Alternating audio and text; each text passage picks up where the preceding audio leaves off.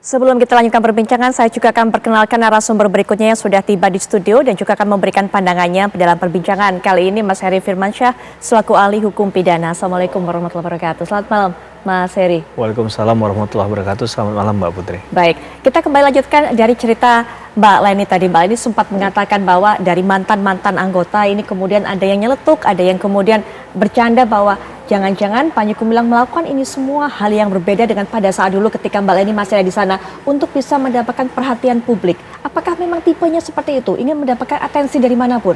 Iya, kalau menurut saya, kalau ditanya begitu, menurut saya iya. Padahal selama ini pondok pesantren ini begitu tertutup, tidak bisa dimasuki media atau siapapun, tidak tersentuh begitu Mbak Leni kesannya? Iya, karena yang sepengetahuan kami itu ya media juga udah enggan meliput ke sana gitu. Jadi sudah tahu di sana itu tidak menarik untuk media gitu. Jadi berbagai cara tuh teman-teman yang mengatakan supaya dapat perhatian. Supaya gitu. dapat perhatian. Iya, jadi makanya kan mungkin dengan diuploadnya itu juga supaya mendapat perhatian gitu. Jadi satu hal yang berbeda, yang unik gitu kan, sehingga mungkin bisa jadi untuk menarik orang untuk bertabayun ke sana. Makanya kan saya juga nggak heran ketika diundang ke kantor Gubernur Jawa Barat kan malah diundang balik ke sana untuk tabayun ke sana.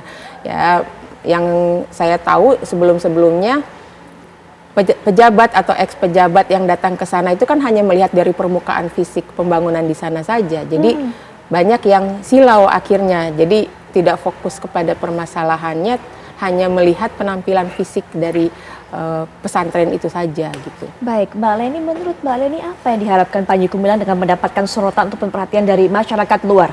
Apakah ingin juga menambah jumlah jamaah atau ingin menambah jumlah infak atau seperti apa?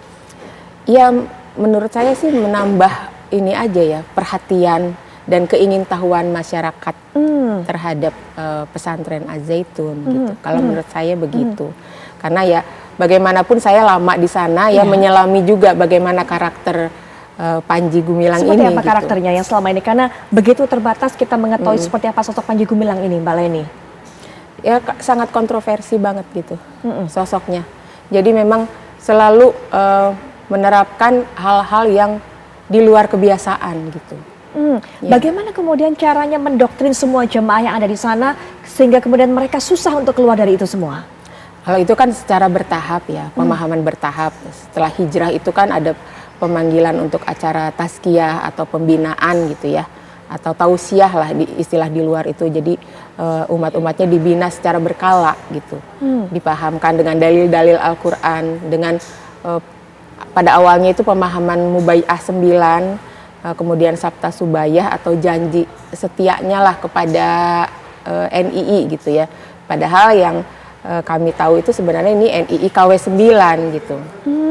Iya. Jadi bukan sebagaimana NII yang pada masa lalu gitu. Karena NII ini juga terpecah menjadi beberapa komandemen wilayah gitu. Iya, betul. Iya. Jadi yang ini yang di Az-Zaitun ini khusus KW 9. Jadi supaya masyarakat tidak keliru gitu. Juga supaya masyarakat lebih mengerti mengenai hal ini. Iya. Mbak Leni juga buka suara soal pelecehan yang terjadi di sana. Pelecehan seperti apa sebenarnya? Ya, yang sepengetahuan saya dari korban langsung, kemudian dari bukti-bukti rekaman itu ada permintaan dinikahi gitu. Jadi hubungan itu berlangsung lama, bertahun-tahun gitu. Dia minta dinikahi tapi tidak kunjung dinikahi. Jadi itu yang saya tahu gitu. Setahu Mbak Leni hanya ada satu korbannya atau ada banyak? Atau ada kalau lebih setahu dari saya setidaknya? satu, iya. Setahu saya satu, tapi banyak teman-teman juga yang mengatakan sebelum itu pernah terjadi juga gitu kepada yang lain. Tapi baru sebatas omongan-omongan ya. Gitu. Yang benar-benar saya dalam itu yang ini, yang pernah juga diundang TV One ke rumahnya gitu. Baik. Mas Heri, bicara mengenai fatwa MUI juga yang menjadi tema kita pada malam hari ini. Barreskrim meminta MUI untuk mengeluarkan fatwa. Apa sebenarnya pentingnya ini bagi proses penyidikan?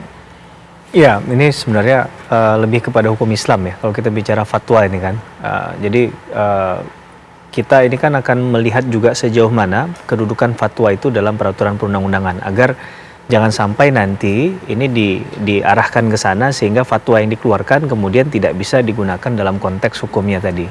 Nah, kalau kita lihat dalam tata urutan peraturan perundang-undangan, Undang-Undang Nomor 12 Tahun 2011, Mbak Putri, itu kan di pasal 7 ayat 1-nya kan memang mengatur tentang tata urutan peraturan perundangan itu dari Undang-Undang Dasar 1945 sampai ke bawah. Nah, memang kita tidak menemukan fatwa tadi ya. Kemudian juga di konteks ketika kita bicara dalam sumber hukum, kan ada doktrin, ada traktat, kemudian juga ada jurisprudensi, ada undang-undang. Kita juga tidak menemukan fatwa itu. Nah, dalam konteks kasus ini, nah kita mulai melingkupi kasus ini saja. Kasus ini kan bicara tentang fatwa itu kan berarti ada persoalan yang kemudian perlu ditegaskan terkait dengan sikap yang kemudian diambil oleh cendekiawan Muslim ya. Nah, karena kasus yang diselesaikan ini haruslah mereka yang kasus yang diselesaikan dalam konteks ini haruslah mereka yang punya kemampuan atau keahlian di bidangnya. Nah, dalam penyidikan ya kasusnya Al Zaitun ini kan memang yang perlu untuk diperlukan adalah keterangan ahli yang bisa membuka secara terang benderang apakah ada penodaan agama atau tidak. Maka fatwa ini kemudian menjadi penting di sana, gitu ya. Dan fatwa ini kan ketika dikeluarkan langsung bisa mengikat ya, walaupun dikatakan ini semacam official legal opinion lah dalam konteks hukum. Nah, dalam konteks yang lain ini bisa didekatkan dengan doktrin, walaupun kalau tadi saya katakan doktrin ini dalam sumber hukum utama adalah dia pendapat pakar atau pendapat ahli, sedangkan kalau dalam konteks yang kita sebut dalam fatwa tadi, ini biasanya hanya mendekati kepada sumber hukum Islam.